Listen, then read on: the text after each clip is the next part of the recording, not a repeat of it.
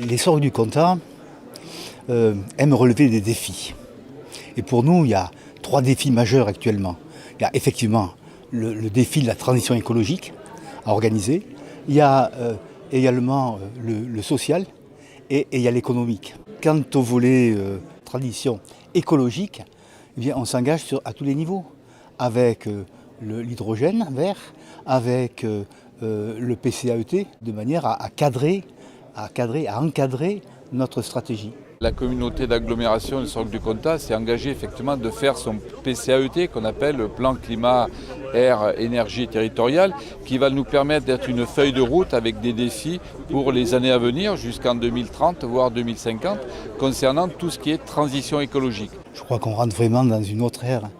On est dans un autre monde où il faut revoir les choses de manière complètement différente, aussi bien en matière d'énergie, en matière de mode de vie, en matière de déplacement. Avoir de la mobilité beaucoup plus douce à partir de vélos électriques ou de nouveaux styles de mobilité avec les lignes de bus entre les communes de la communauté de l'agglomération. On travaille sur l'hydrogène vert, parce que là il y a un avenir.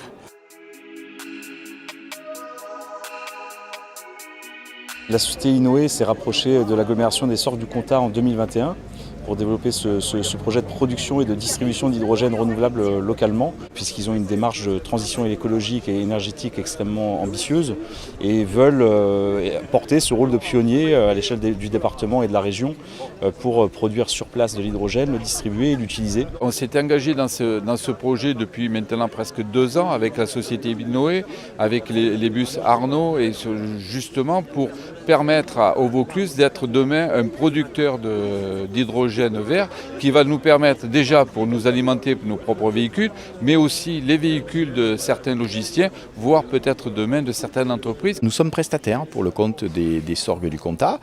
Nous opérons depuis 2011 le réseau urbain Sorgues en bus. Quand on parle d'hydrogène, on est surtout sur des utilisations pour prolonger des autonomies. C'est-à-dire que faire plus de 400 km ou 500 km, aujourd'hui, il n'y a qu'une alternative qui est l'hydrogène. Ça sera utile d'avoir des véhicules qui n'émettent pas de CO2, pas de particules fines et qui puissent circuler ici dans ces agglomérations.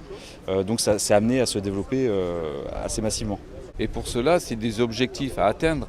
Et lorsqu'on a des objectifs, c'est forcément un gros défi de faire changer les habitudes de nos habitants. On y croit et on se bat. Et on aime les défis, comme j'ai dit au début.